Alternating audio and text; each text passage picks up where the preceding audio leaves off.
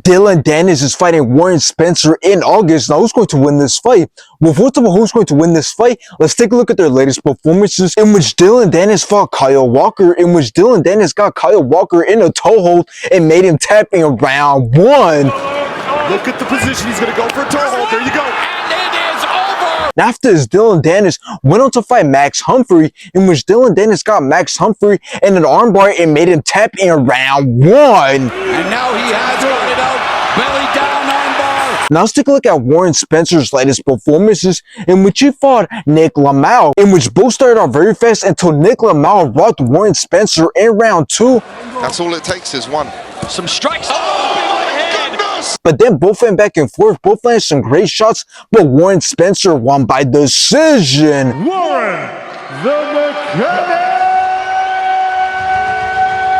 And after this, Warren Spencer went on to fight Maganzi Hakim, in which Warren Spencer knocked him out in round one. Now, this being Misfits Boxing first MMA fight is crazy because it might just bring a new audience, and it might just be a new opportunity where fighters and influencers can now fight in MMA, not just boxing. And since Misfits Boxing now has a roster that's full of well-known MMA fighters like Luke Rockhold, Tony Ferguson, and Darren Till, we might start seeing some more MMA fights in the future involving Misfits and well-known MMA fighters. But here's the thing, not only is Dillon Danis making his return to Misfits, but he's also making his return to MMA. And although his last MMA fight was back in 2019, there's no denying that he's got the skills, as he's well known for his crazy and impressive jiu-jitsu skills and grappling skills. And I'm just going to be honest, Dillon Danis' opponent, Warren Spencer, is most likely fucked in this fight, simply because from what I see, he's just a boxer and maybe a kickboxer, but regardless, he's no grappler or submission artist like Dillon Danis. And since this is MMA, and since Dillon Danis didn't even want to throw a punch against Logan Paul, considering it was a boxing match, what makes you think he's going to want to stand and strike with this guy, considering it's an MMA fight? Of course not. He's going to shoot for a takedown, and he's going to play with him on the ground,